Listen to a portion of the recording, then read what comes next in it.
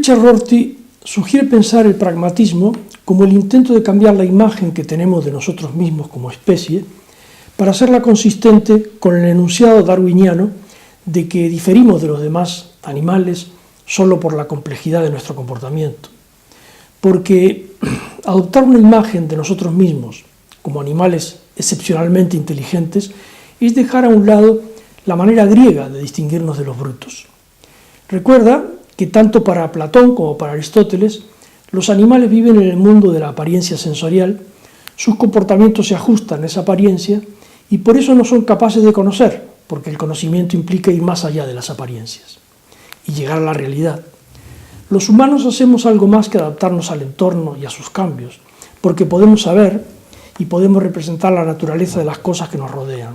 Rorty escribe que los filósofos pragmatistas entienden la indagación en la física y en la ética como la búsqueda de un ajuste, y en particular del tipo de ajuste con nuestros congéneres que denominamos la búsqueda de justificación y acuerdo. La propuesta del filósofo supone la sustitución de la tradicional búsqueda de la verdad por otra búsqueda. Esta sustitución nos llevará a pensar que conocer es un modo de ajuste más completo y de tal manera nos permitirá visualizar nuestras facultades como continuas a las de los brutos. A los pragmatistas les gustaría que se olvidara de una vez por todas la pregunta de si nuestro conocimiento se adecúa a las cosas o cómo son las cosas en sí mismas, y que se adoptaran, mejor dicho, tres preguntas prácticas. ¿Nuestra manera de describir las cosas o de relacionarlas con otras cosas son las mejores posibles para lidiar con ellas de modo de hacer que satisfagan nuestras necesidades de manera adecuada? ¿Podemos hacer mejor las cosas que estamos haciendo? ¿Puede nuestro futuro ser mejor, estar mejor hecho que nuestro presente? Esto puede llevarnos a no distinguir entre lo que es útil y lo que es correcto, pues, como sabía John Dewey, correcto solo es un nombre que asignamos a la muchedumbre de exigencias que otros nos imponen y a las que estamos obligados a tomar en cuenta en nuestra acción. Rorty está de acuerdo con los utilitaristas al fundir lo moral con lo útil, aunque reconoce que se equivocaron al identificar la utilidad con la obtención del placer y evitar el dolor, crítica que está en la línea de Aristóteles, para quien la felicidad no puede quedar reducida a la acumulación de placer. John Dewey argumenta que o bien los patrones ideales anteceden a las costumbres y les confieren su cualidad moral, o bien son subsiguientes a las costumbres, son posteriores y se han desenvuelto a partir de ellas, con lo cual son subproductos meramente accidentales. Y entiende que lo mismo pasa con el lenguaje.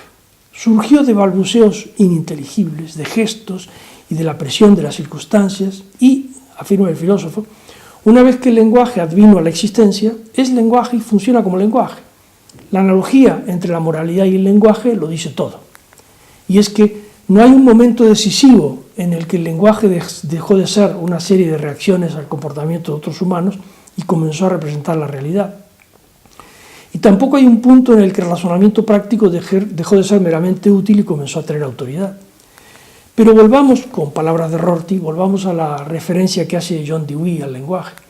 La historia del lenguaje es un relato desplegado que posee una complejidad gradualmente creciente. El relato de cómo se ha ido de los gruñidos y empellones del Neandertal a los tratados filosóficos germánicos es tan discontinuo como el relato que nos dice cómo pasamos de las amebas a los antropoides.